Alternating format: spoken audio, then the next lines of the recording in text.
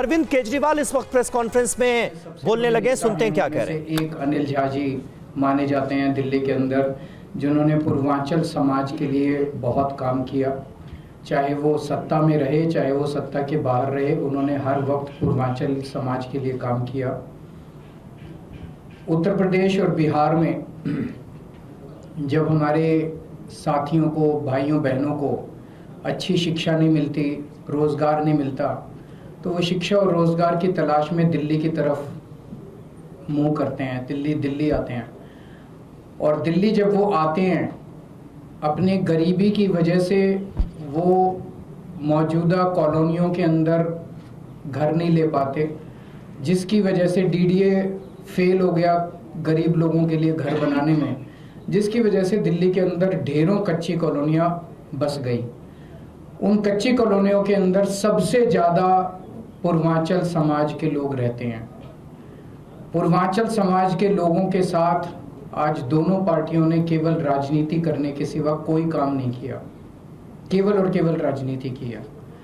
2015 में जब मैं मुख्यमंत्री बना और जब मैंने अफसरों, उसके पहले मैं गली गली में घूमा, बहुत घूमा मैं दिल्ली के अंदर, और जब कच्ची कॉलोनी में जाता था तो इतना पानी होता था, कोई पानी की निकासी नहीं थी, पीने का पानी नहीं था, सीवर का कोई सिस्टम नहीं था, कोई अस्पताल नहीं थे, कोई दवा दारू का कोई सिस्टम नहीं था, कुछ नहीं था, कोई स्कूल नहीं थे, कोई विकास नहीं था।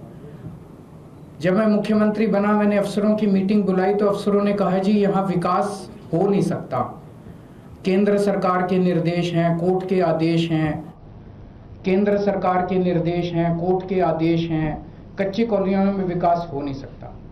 उन सारी अड़चनों को और बाधाओं को दूर करके पहली बार दिल्ली के अंदर 2015 से हमने कच्ची कॉलोनियों के अंदर विकास करना चालू किया।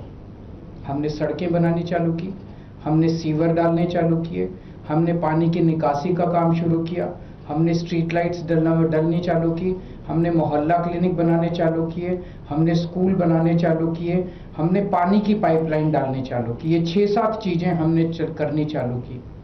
दिल्ली में 1750 कच्ची कॉलोनियाँ हैं और मुझे ये कहते हुए बेहद खुशी है कि हम अब लगभग 150 के करीब कच्ची कॉलोनियाँ ऐसी हैं जिनके अंदर फॉरेस्ट की वजह से, ASI वगैरह की वजह से काम नहीं हो सकता, लेकिन 1650 कॉलोनियों में पीने के पानी पहुँचा दिया है।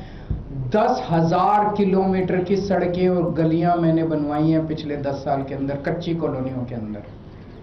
तो जो अभी झा साहब कह रहे थे, बिल्कुल सही कह रहे थे कि हमारी सरकार बनने के पहले जिन कच्ची कॉलोनियों में 2,000-3,000 रुपए गज का रेट होता था, आज वहां पे 1 लाख रुपए गज का रेट है।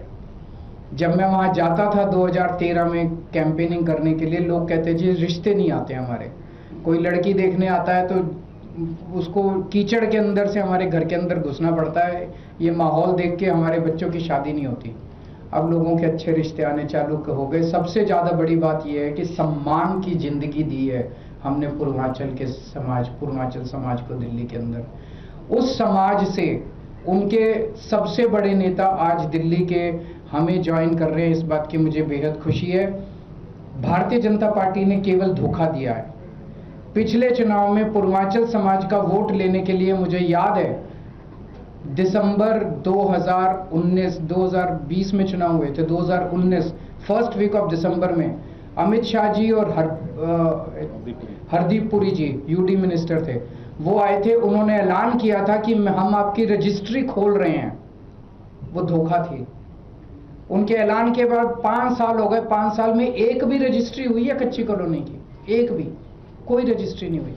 इस समय चुनाव के पहले आते हैं और धोखा देके जाते हैं। धोखा देके उनको लगता है कि जनता बेवकूफ़ है, हमें वोट दे देगी। जनता बेवकूफ़ नहीं है, जनता देखती है, जनता बोलती नहीं है। जनता जब जाती है बटन दबा के अपनी बात रखती है। तो हमने धोखा नहीं दिया, हमने उनके लिए काम किया। मैं ये नहीं कह रहा स्वर्ग आ गया है, अभी बहुत सारे काम करने बाकी हैं। बहुत सारी कच्ची कॉलोनियाँ रह गई हैं, अभी उनमें काम करने बाकी हैं, वो भी काम करेंगे। लेकिन पिछले 10 साल में जो काम किए वो हम ही ने काम किए हैं। बाकी दोनों पार्टियों ने केवल और केवल धोखा दिया कच्ची कॉलोनियों के लोगों को, पूर्वांचल के समाज को। अनिल झा जी का मैं तहे दिल से स्वागत करता हूं और इनके आने से मैं समझता हूं केवल किराड़ी नहीं, पूरे दिल्ली में आम आदमी पार्टी को बहुत मजबूती मिलेगी। सर, कैलाश गहलोत जी ने आज रिजाइन कर दिया पार्टी से और मंत्री पद से, इसको लेकर आप क्या कहेंगे? केजरीवाल जी, आप जवाब देंगे? देखिए, दे रहे हैं, आपको जवाब चाहिए। देखिए पिछले कई महीनों से कैलाश जी के ऊपर आप देख रहे होंगे, हर दिन उनको ईडी बुलाया जाता था, उनको आईटी की रेड उनको सामना करना पड़ रहा था। ईडी की भी रेड हुई है। ईडी की भी रेड हुई है, तो उनके पास कोई रास्ता नहीं था। फिर हो गया कि भारतीय जनता पार्टी दिल्ली का चुनाव हार चुकी है। आज उनके पास कोई मुद्दा नहीं बचा, कोई चीज ऐसी नहीं है उनको बताने के लिए। वो दिल्ली के अंदर ईडी और सीबीआई के माध्यम से, इनकम टैक्स के माध्यम से चुनाव लड़ रहे हैं, और हम लोग दिल्ली के लोगों के काम करने वाली राजनीति के नाम पे वोट मांग रहे हैं। भारतीय जनता पार्टी पूरी तरह से ये चुनाव हार चुकी है, इस बात का पूरा संकेत इससे मिलता है। मैं एक और चीज़ आज इस मंच के माध्यम से बीजेपी से पूछना चाहता हूं कि दिल्ली में 2 सरकारें हैं,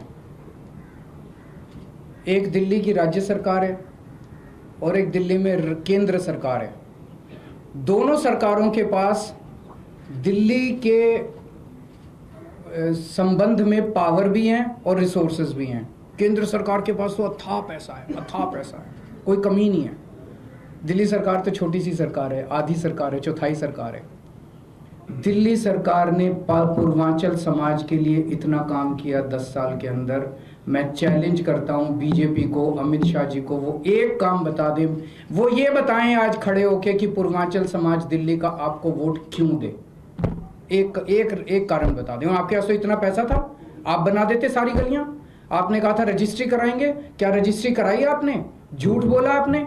आप बना देते स्कूल कच्ची कॉलोनियों के अंदर, डीडीए के जरिए आप जितना काम करा सकते थे वहां पे करा देते आप कच्ची कॉलोनियों के अंदर। क्यों नहीं कराया आप लोगों ने? नियत नहीं थी, आपको गंदी राजनीति करनी थी।